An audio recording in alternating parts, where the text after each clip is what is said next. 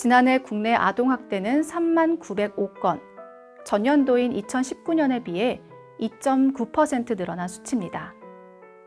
아동학대 가해자는 부모가 가장 많았고, 아동학대로 목숨을 잃는 아동 3명 가운데 2명은 24개월 미만 영아였던 것으로 나타났습니다.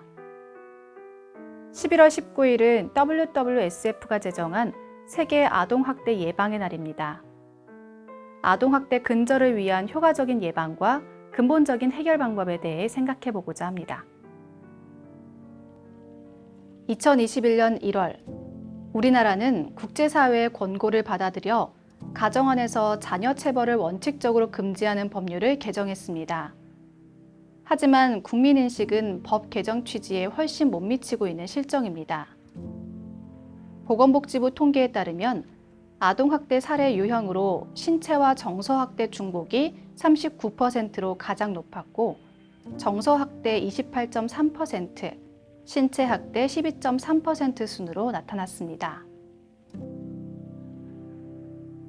아동학대, 보호자를 포함한 성인이 아동의 건강 또는 복지를 해치거나 정상적 발달을 저해할 수 있는 신체적, 정신적, 성적 폭력이나 가혹행위를 하는 것과 아동의 보호자가 아동을 유기하거나 방임하는 것을 말합니다.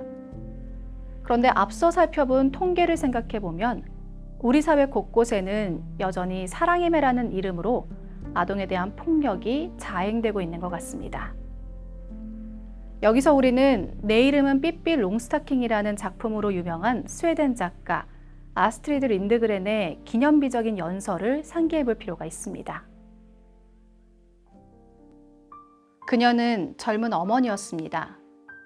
어린 아들이 말썽을 저지른 어느 날, 이날만큼은 난생 처음 아이에게 매를 들어야겠다고 생각했습니다. 그녀는 아이에게 나가서 회초리를 구해오라고 말했습니다.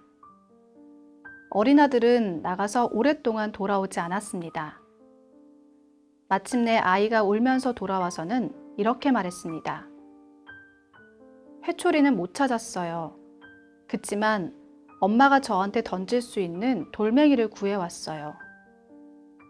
그 말을 듣고 엄마는 눈물을 터뜨리고 말았습니다. 불현듯 아이의 눈에서 모든 것이 보였기 때문입니다. 아이는 틀림없이 이렇게 생각했을 겁니다. 엄마는 나를 아프게 하고 싶어 해. 그렇다면 돌멩이도 괜찮을 거야. 엄마는 두 팔을 벌려 아이를 끌어안았습니다. 둘은 그렇게 함께 울었습니다. 그리고 나서 엄마는 아이가 가져온 돌멩이를 부엌 선반 위에 올려두었습니다. 돌멩이는 계속 그곳에 놓여 있으면서 엄마가 그 순간 스스로에게 한 약속을 영원히 일깨우게 되었습니다. 폭력은 절대 안 된다는 약속 말입니다. 아스트리드 린드그렌은 세계 평화를 위해서는 가정 안에서의 폭력부터 제거해야 한다고 말합니다. 그는 여전히 우리 주변에는 우리 삶을 위협하는 잔인함과 폭력, 억압이 상상할 수 없을 만큼 많다고 역설했습니다. 폭력은 한 사람의 영혼을 파괴하는 행위입니다. 한 연구 결과에 따르면 부모로부터 학대를 당했거나 가정 안에서 부부간 폭력을 경험한 청소년일수록 자살을 생각할 가능성이 높다고 합니다. 사랑의 매와 훈육이라는 이름으로 자녀를 때릴 수 있다는 생각이 들 때면 부엌 선반 위에 올려진 돌멩이를 떠올려 보면 어떨까요?